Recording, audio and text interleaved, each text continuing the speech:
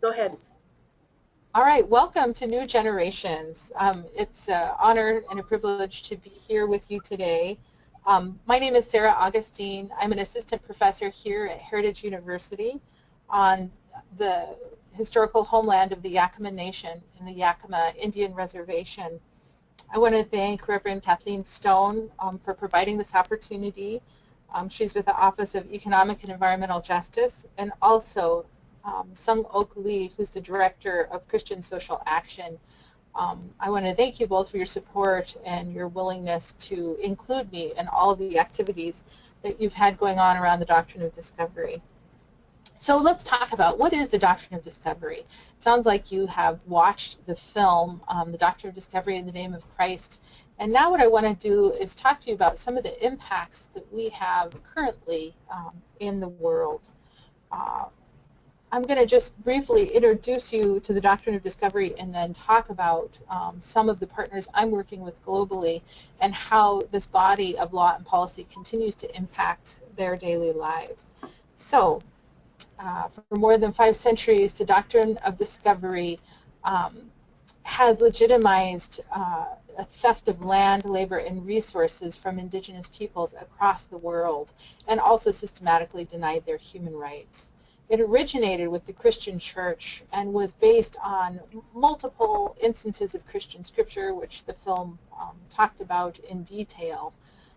And today, indigenous people in the United States and abroad are among the most vulnerable on the planet due to this systematic injustice.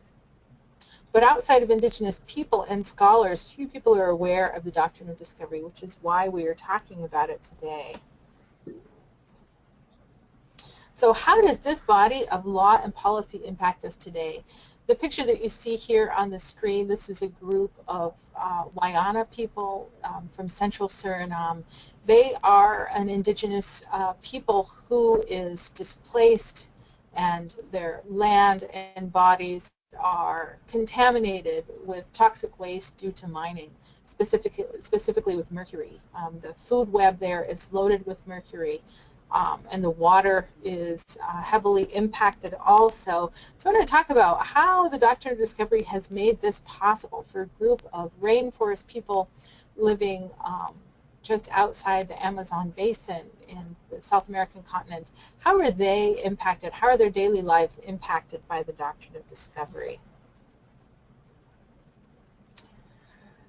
I also want to talk about the impacts of the Doctrine of Discovery in terms of who shapes our institutions, not only as a nation in the United States and our relationships here and around the world, but also within our institutions as a church. How has the Doctrine of Discovery impacted how we define justice? Fairness is often how we tend to think about justice, and that is to say, fairness in terms of my context. How is something that's happening impacting me? And it's almost always described in terms of the powerful. Fairness is defined as an equal distribution of a good without acknowledging unequal standing. According to conventional wisdom about fairness, the majority has a right to the majority of resources, and they have the right to the most power and the most say. And one of the things I would like to encourage you to think about, how is that understanding of fairness, how does that shape the church? How does that shape the global church and also specific denominations and even congregations within the church today?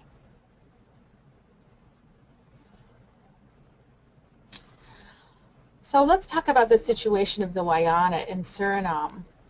The Wayana are an indigenous people in the state of Suriname, which is a former Dutch colony, who are a minority group within that national context. And the Wayana people are their traditional homelands and the natural resources there are exploited by their national government, by the majority of people in their country who believe that as the majority, they should have the right to determine what happens on the ancestral homelands of the Wayana.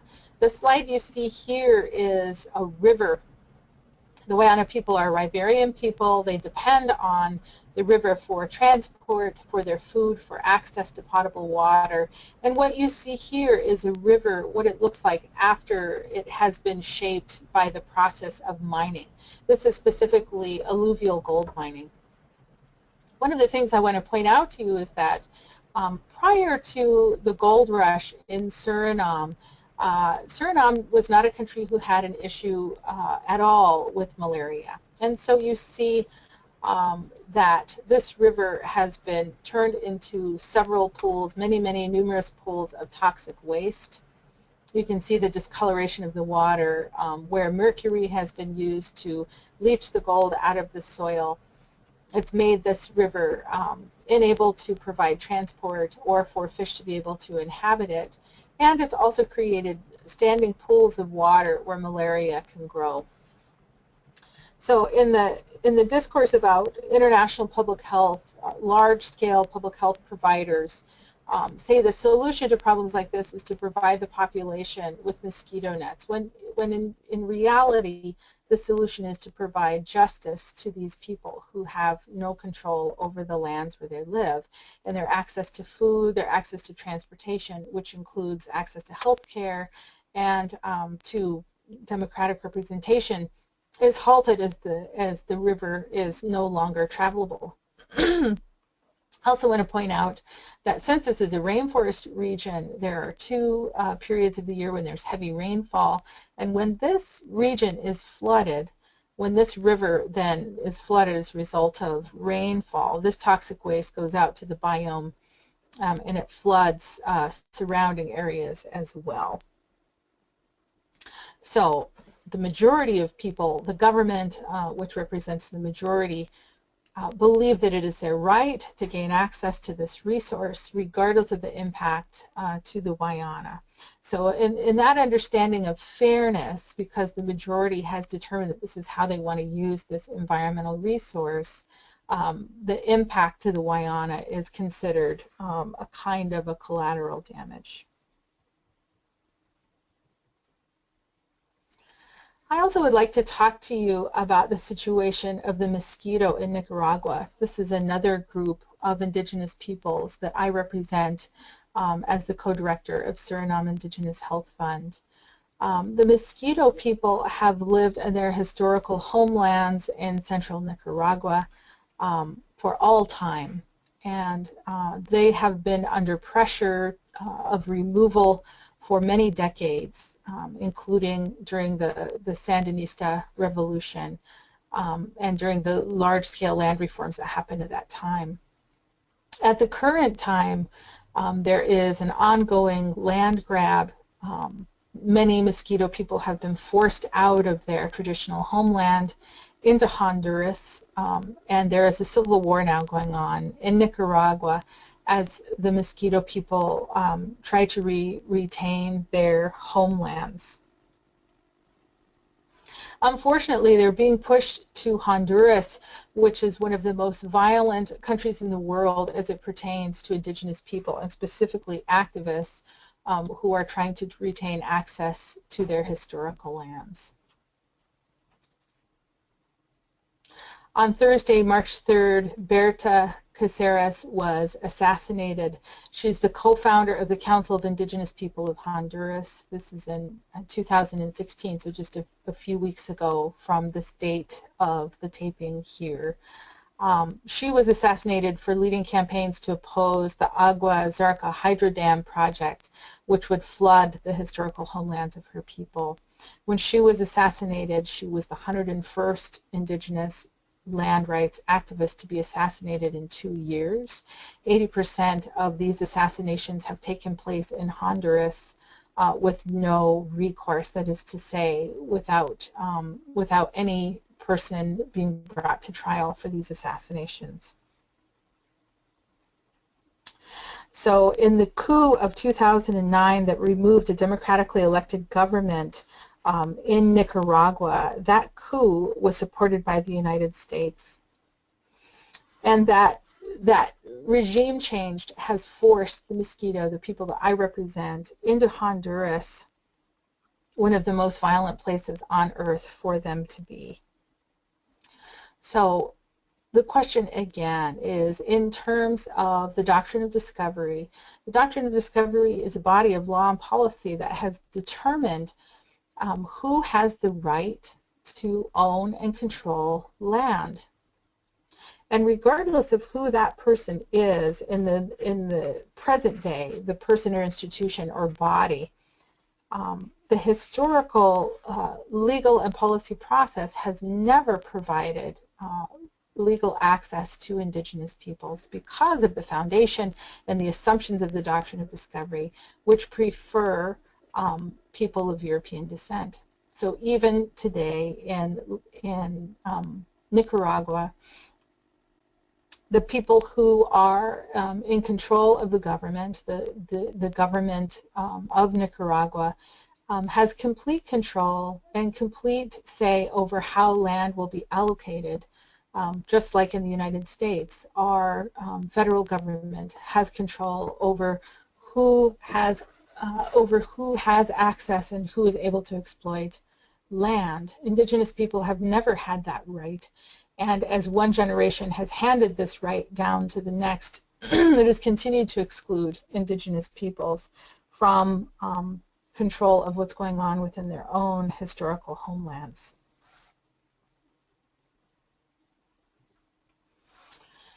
As I mentioned in my introduction, I live on the Yakima Reservation, which is the homeland to multiple tribes of Sahaptin-speaking and Yakima peoples here, tribes and bands.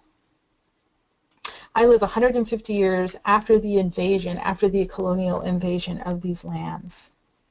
The land, wealth, and economy were taken from the people on this place. Families were divided by the internment of indigenous children into camps or boarding schools, and the language, spirituality, and cultural life were made illegal for the few who survived, for the few Yakima peoples who survived until today.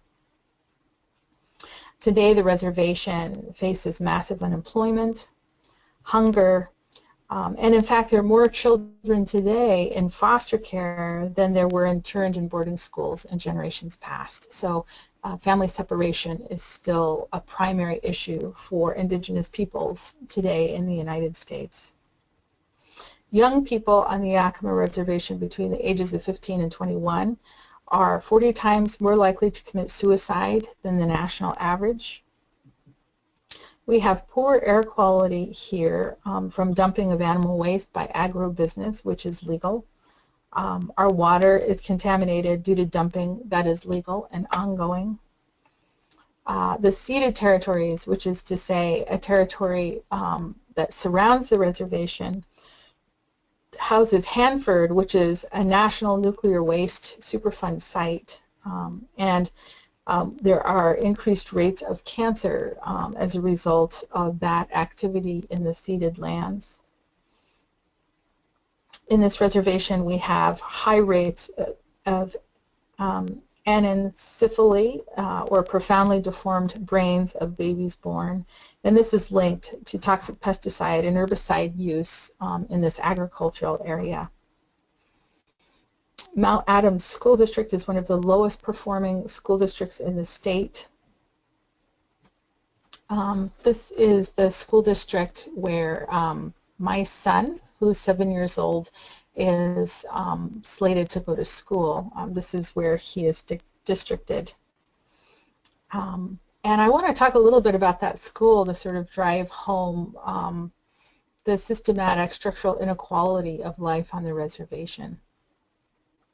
My son was to begin kindergarten last year, and I went to tour the elementary school in preparation for his start of kindergarten, and I noticed that there were pathways painted on the halls in the school, and in my tour I asked what those were for, and my tour guide, who happened to be the school nurse, mentioned that that's where children were expected to walk between when they left their classroom, when they went to the library or the lunchroom.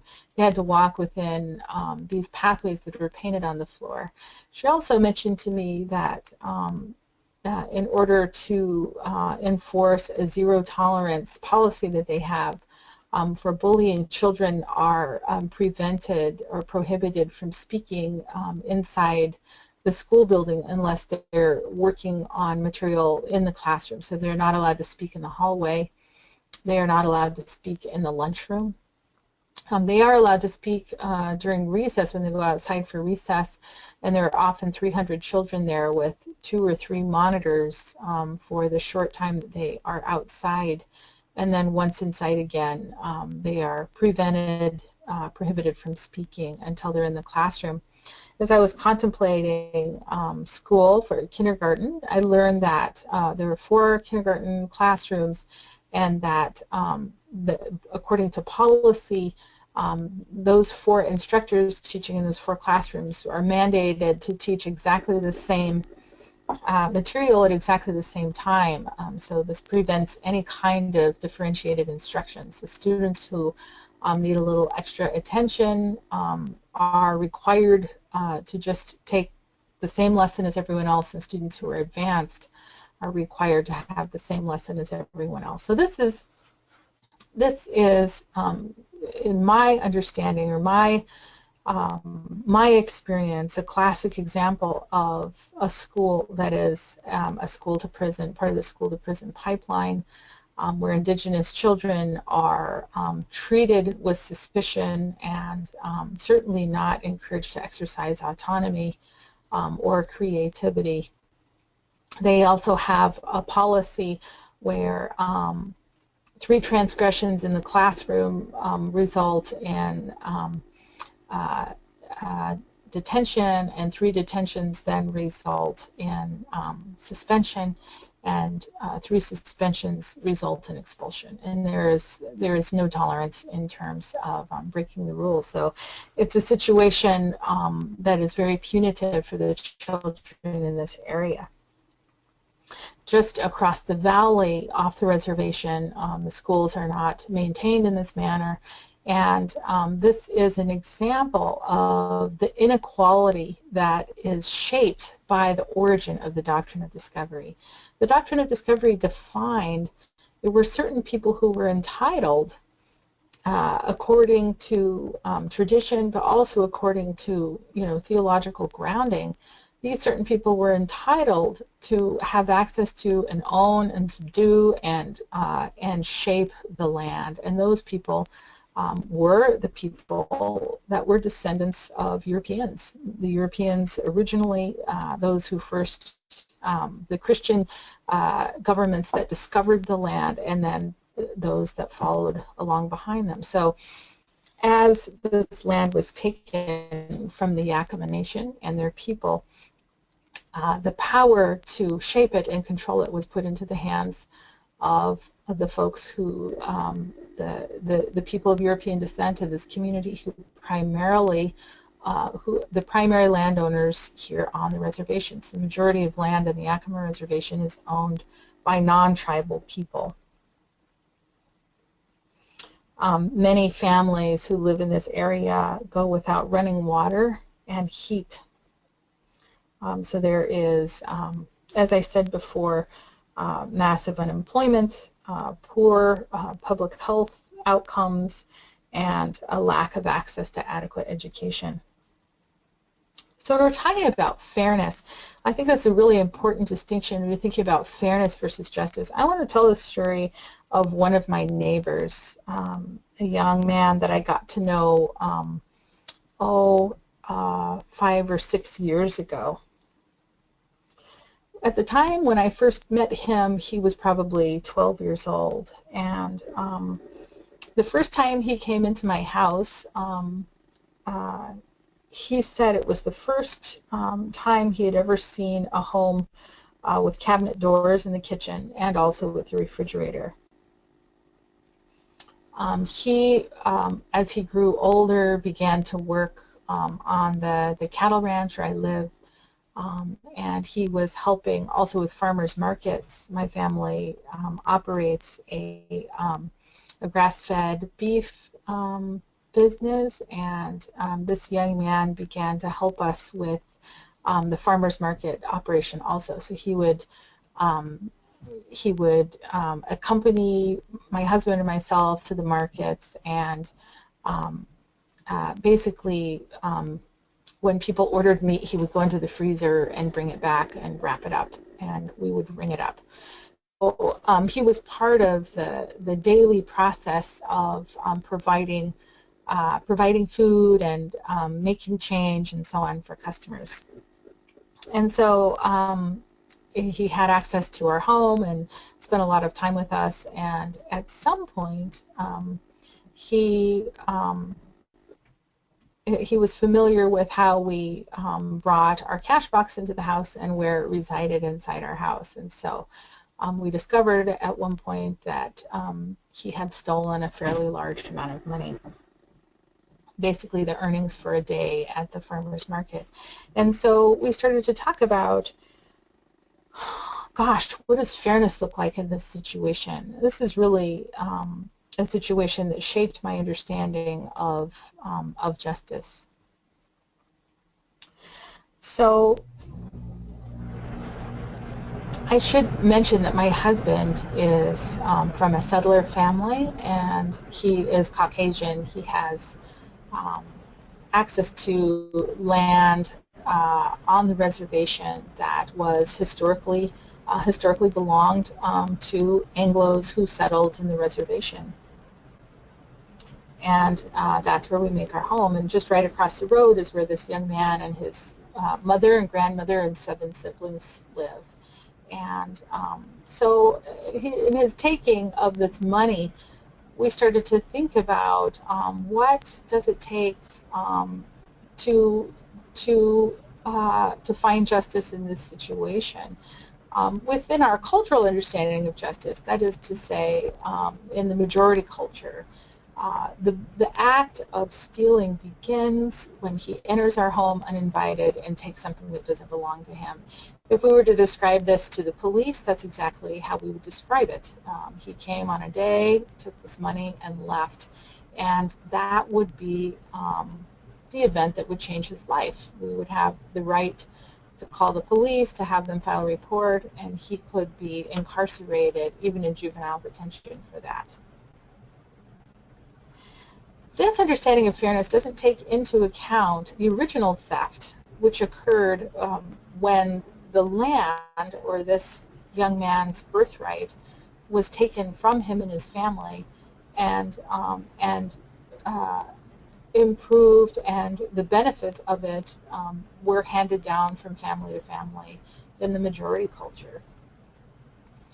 The reason that he took this money is that he wanted to play basketball. He didn't have access to shoes or gas money, and this was his way of making this happen. But it really caused me to understand that the solution would not be to call the police or to have this young man incarcerated or for his life to change forever. What we needed was to seek actual justice, which would be to balance power, right relationship, seek right relationship, which is to balance power as neighbors. So fairness, according to the law, would be to penalize him. Fairness measures his crime beginning when he entered our home and ends with the theft. It does not account for the original theft. It does not account for the wealth accumulated by settlers because of it. The law is completely on the side of settlers because it was created with them in mind. How do our institutions, including church institutions, reflect this bias? That's the question I would like for you to think about. When we are making decisions within our institutional life, how are we thinking about fairness devoid of context, assuming that we are all equal in this day and that we are not coming from diverse contexts?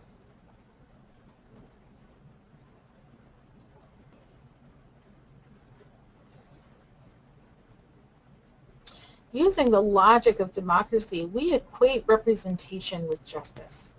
But representation without institutional change only ensures that institutional power and levers are maneuvered by diverse people of power. The outcomes will be the same unless principles of equity are envisioned and embraced. In the United States, indigenous peoples do not have representation in Congress. Although reservations are considered to be autonomous regions that are where decisions are made by indigenous leaders, in fact, they do not have equivalent to other recognized territories. It is assumed that as American citizens, they have the right to vote, the same as everyone else. However, as 1% of the population, given the genocide of the past, their interests will never be represented by voting alone because they are part of a very marginalized minority. Powerful interests benefit from the degradation of tribal lands, both here in the United States and abroad. Powerful interests are opposed to the interests of indigenous people. How do our institutions reflect this bias, this amnesia, this refusal to understand the context in which inequality resides? The wealth and influence wielded by those in power, the majority, was taken by force. Those dispossessed are assumed to be presented according to the conventional wisdom of fairness. This fairness assumes we all have equal footing, we all begin from the same context. When those with power assume this, indigenous peoples are marginalized in the harshest way possible. Our experience and our lived context is denied. So these are questions I would like for you to reflect on. Do we value the work of indigenous peoples in indigenous communities monetarily, even though they may be working on behalf of a small minority in the church? Do we actually honor that work with money? Do we most readily and generously serve those who most generously contribute to our institutions? Say, are institutions designed to support the people who provide the most money to them?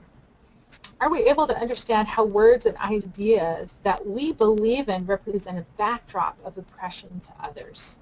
In other words, just using the example of my young neighbor again, how is my understanding of fairness, if I assume that the right thing to do is to call the police and have him arrested, and that's my idea of fairness, how does that represent a backdrop of oppression to him? Are there ways that our church institutions are doing the same, where we believe in an understanding of justice, or fairness rather, that is devoid of an understanding of historical context and the social locations where we find ourselves today as a result of that history? And do we expect the least resourced or the most vulnerable among us to do the majority of the work of dismantling oppression? When we say that we need people of color to do the work, we need them to lead the way, do we give them the resources they need to do that? And do we walk alongside them in that?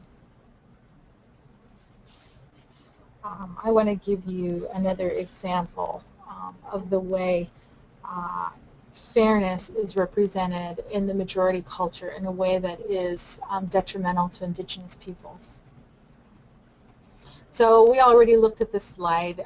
This man is Eric Weinhardt. He is an activist, a Lakota activist within the country of Suriname. And here he is with a group of activists trying to determine how to respond to the environmental degradation that they're faced with. Our organization, Suriname Indigenous Health Fund, brought Eric to the United States on a speaking tour several years ago.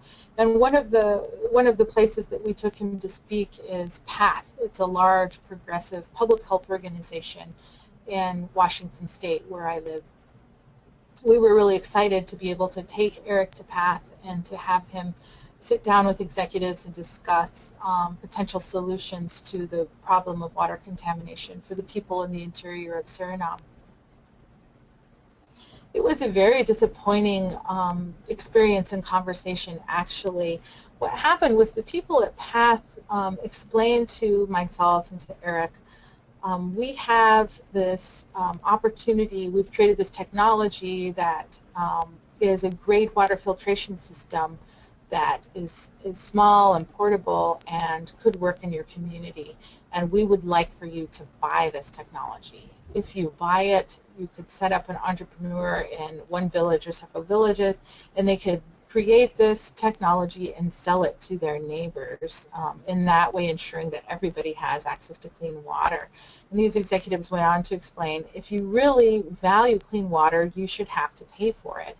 And we would be happy to lend you the money using microloans, so that you could have access to this technology. So this sounds very rational from the majority culture point of view. This group of people has created a technology, it has value, it should be sold to the people who need it, right? The consumers of this precious resource.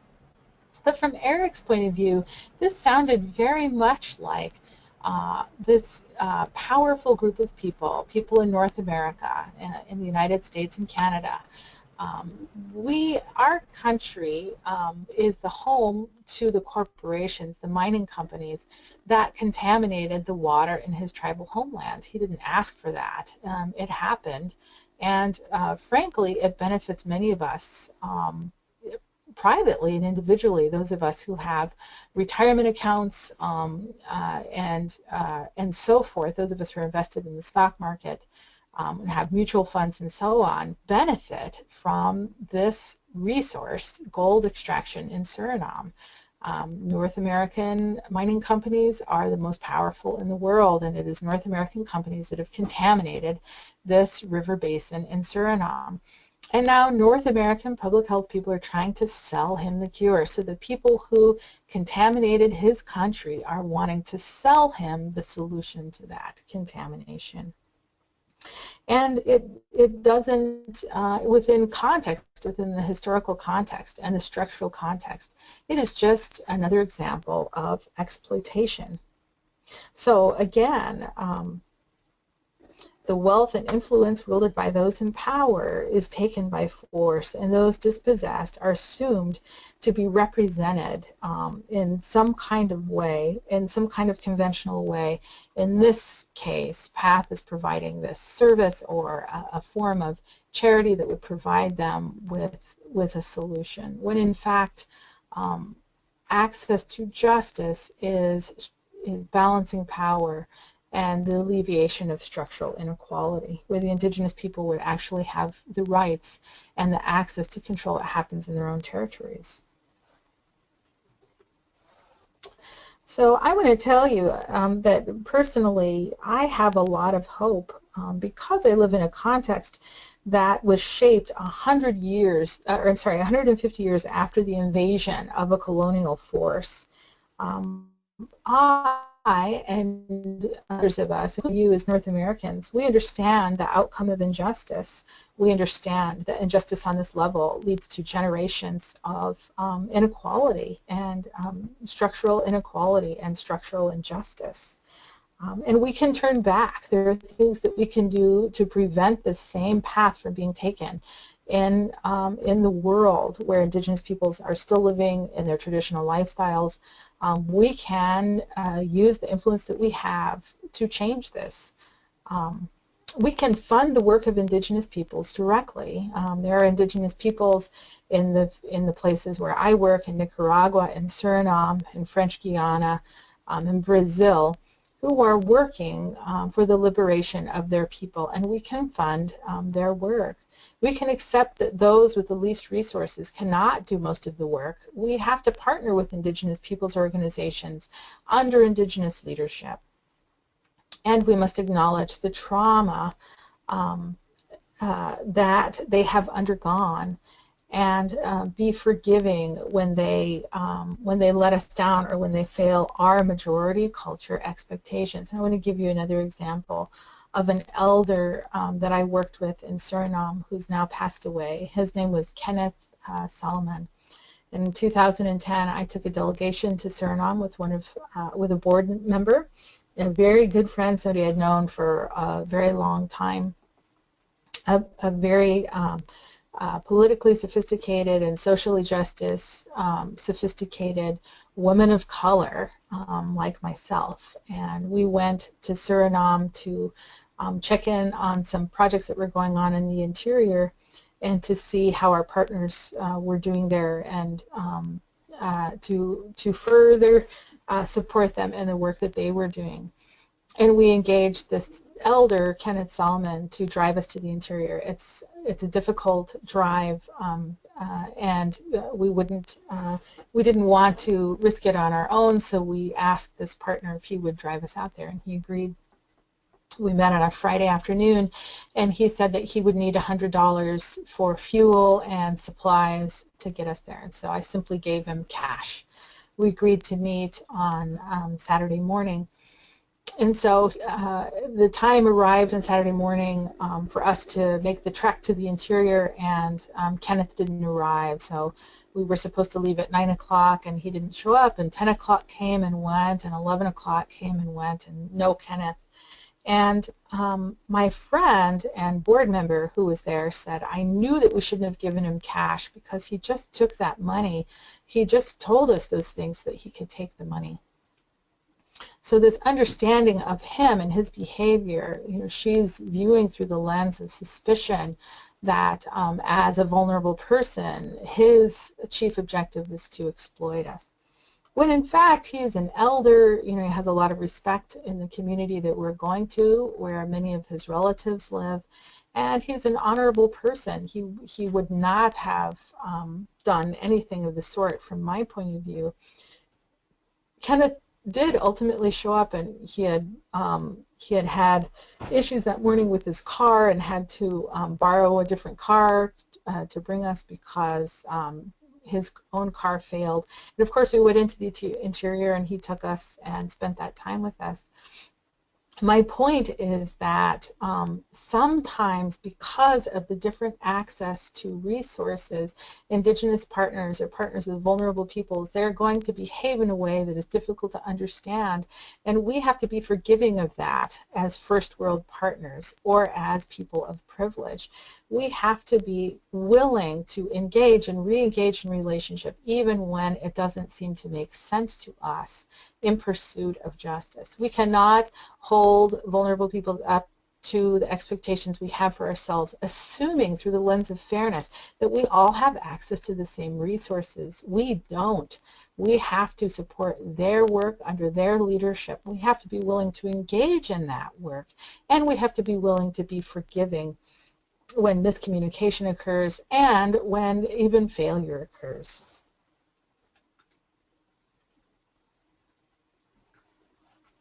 Oh, I forgot to say that these pictures that you see here are pictures of Indigenous activists working on their own behalf. In the lower right, you see Idle No More, which is a Canadian movement. You see on the left people marching within Brazil, working for their own ancestral claims. And in the center there, and in the upper right, you see young people in Suriname, South America.